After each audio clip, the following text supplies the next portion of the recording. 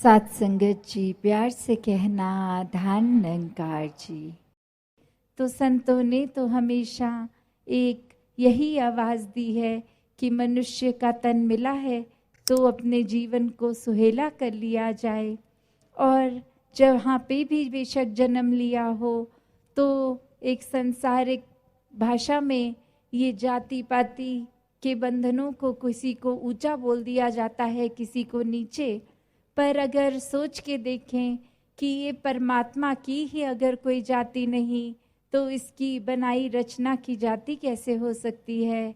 कोई ऊंचा और कोई नीचा कैसे हो सकता है? सब एक ही समान।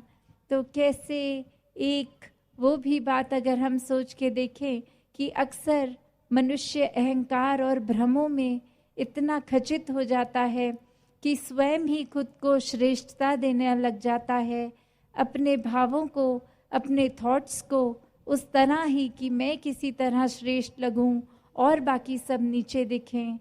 तो इस बात को भी अगर गहराई में सोच के देखें तो अगर हम जीतना चाहते हैं तो ये बात ज़रूरी नहीं कि हमारी जीत के लिए किसी का हारना ज़रूरी है। हर कोई भी तो जीत सकता है। उसी प्रकार जब सब में ही परमात्मा है, हर कोई श्रेष्ठ है, कोई अपनी श्रेष्ठता के खातिर किसी और को नीचा समझना, किसी और के बारे में एक नीची दृष्टि लानी, वो फिर एक करना उचित नहीं है। हर कोई श्रेष्ठ है, हर कोई इस परमात्मा की रचना है। कैसे भ्रमों की भी बात अगर करी जाए तो ये ब्रह्म ज्ञान तो सारे भ्रम तोड़ता है। एक संसार में हम तो पल पल में भ्रम बना लेते हैं। कोई पुराने समय में अगर कोई चीज़ उस समय वैलिड हो, उस समय वो चीज़ उस तरह हो, उस चीज़ का पर आज अगर कोई मायने नहीं और उसको फिर भी करते जाना, तो ये तो कहीं की समझदारी नहीं होगी। जैसे अगर आज बिजली आ गई है घरों में तो आज तो हमें एक स्विच जलाना है, हमारे पंखे भी चलेंगे, हमारी लाइट भी चलेगी। पर पहले का समय जब इलेक्ट्रिसिटी ही नहीं थी तो वहीं एक मशालों का, एक दियों का, एक उस तरह लालटेन इत्यादि के एक उजाला इस रूप में। पर आज अगर घर में लाइट है तो भी हम कहें नहीं वो पुरातन समय का ही ठीक है, एक होते हुए भी प्रयोग ना करें, तो वो तो समझदारी नहीं है। उसी तरह कितने ही ऐसी चीज़ें होती हैं जो सिर्फ हम इसलिए करते चले जा रहे हैं, चाहे आज उस बात की मान्यता ही नहीं है, एक उस तरह वो बात वैलिड ही नहीं है, फिर भी एक अंधविश्वास बना चुके हैं।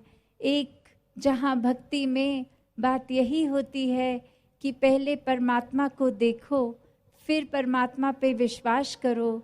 और यहाँ ये बुद्धि एक जो अंधविश्वासी बुद्धि होती है वो तो फिर कोई एक ना लॉजिक देखेगी ना कुछ, बस अपनी मान्यताओं में इतना पक्का गांठ बांध ली कि अपनी आंखें ही खोलने को तैयार नहीं।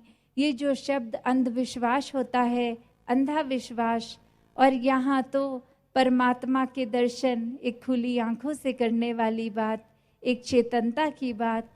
तो क्या एक किस तरह अपने जीवन में विश्वास और अंधविश्वास, इसके बीच में जो वो फाइन लाइन है, उसको कैसे उस रेखा को कि इस तरफ पूर्ण विश्वास और इस तरफ अंधविश्वास, तो कहाँ किस तरह किस पल किस तरह जीना है, ये ब्रह्म ज्ञान तो हर एक के हिस्से में है गया। तो कैसे ये चेतनता को भी अब अपनाया जाए, इस चेतनता के साथ हर पल जिया जाए। जैसे एक अंधविश्वास की ही जहाँ बात हो रही है, ये कहानी भी सभी ने सुनी ही होगी, पर दासी फिर से दोहराती है कि एक विवाह के समय एक घर में शादी का माहौल, और वहाँ एक सारे गेस्ट भी आए हैं, एक सारे अतिथि सब अब खाने के लिए तैयारी में, और वहाँ एक बिल्ली का बच्चा किसी की टांगों में आ रहा है, किसी के कपड़ों को उलझा रहा है, एक चलने में एक थोड़ी रुकावट आ रही है। और वहीं उस घर के बड़े बुजुर्ग ने उस समय के लिए एक टोकरी में उस बिल्ली के बच्चे को डाल दिया कि अतिथि जब चले जाएंगे तो वो बिल्ली का बच्चा निकाल लेंगे वापस बाहर, और तब तक कि किसी को कष्ट ना हो उसको एक साइड में बंद कर दिया। और वहीं वो विवाह का समय और नहीं बहू घर में प्रवेश करती है, उसने ये चीज़ देख ली कि एक टोकरी में बिल्ली का बच्चा है। और फिर आगे चल के जब वो बड़ी हुई और वो अपने घर में विवाह करवा रही अपने बच्चों का, तो अब उस समय एक इसको प्रथा ही मान लिया, अंधविश्वास ही मान लिया कि शायद एक बिल्ली का बच्चा टोकरी में होना शुभ होगा, इसीलिए शायद हमारे बड़ों ने किया होगा ऐसा हमारे विवाह के समय। और फिर एक बिल्ली ना होते हुए भी कहीं से वो बिल्ली अरेंज करवाई गई और एक टोकरी मंगवाई गई, उसमें वो बिल्ली का बच्चा डाला हुआ। तो ऐसे ही आगे फिर वो बात चलती चली गई।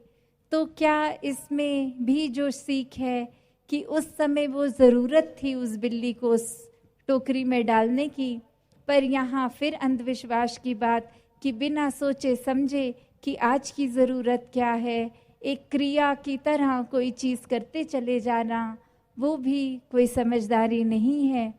तो जहाँ हर कोई इस ब्रह्म ज्ञान के साथ हर समय की चेतनता अपना सकता है, एक बुद्धि जो परमात्मा ने दी है इसका पूर्णता से प्रयोग जीते जी भी करना है, वो अलर्टनेस रखनी है, वो मन में बात कि कोई ऊंच नीच नहीं है, एक अंधकार से अपने जीवन को प्रकाश की ओर इस ब्रह्म ज्ञान द्वारा लाया जाए। तो ऐसे करते हुए अपने भक्ति भरे जीवन को जीते चले जाएं। और फिर वो डर विश्वास की जो बात है वो डर पे आधारित ना हो, ये विश्वास तो प्रेम का है, प्रेमा भक्ति का है, एक डर से नहीं कि इतने सालों से भक्ति कर रहे हैं, जीवन में तो धन दौलत नहीं आई अभी तक, एक शरीर की पीड़ा नहीं गई अभी तक।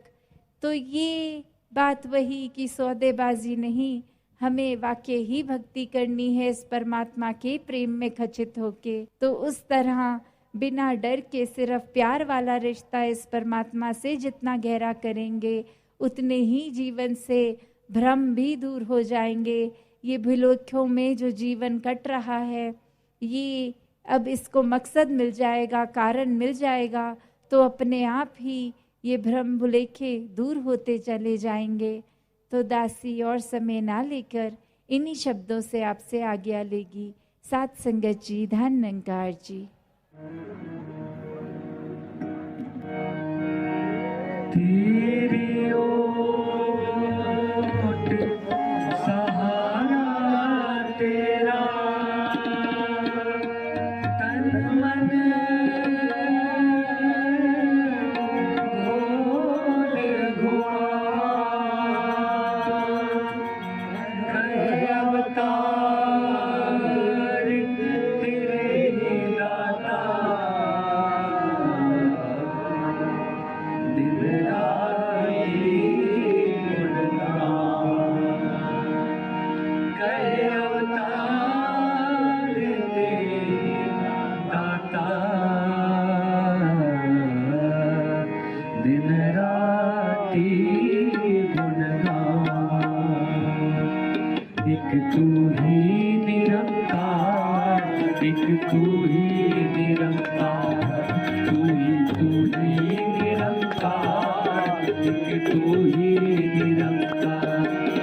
मैं सदा भुलनहार, मैं सदा भुलनहार, तू है दाता बख्शनहार, तू है दाता बख्शनहार।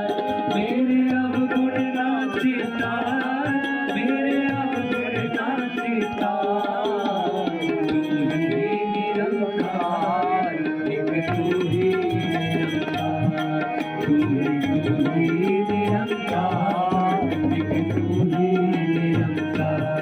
तेरा रूप है संसार, तेरा रूप है संसार, सपना भला करो करता,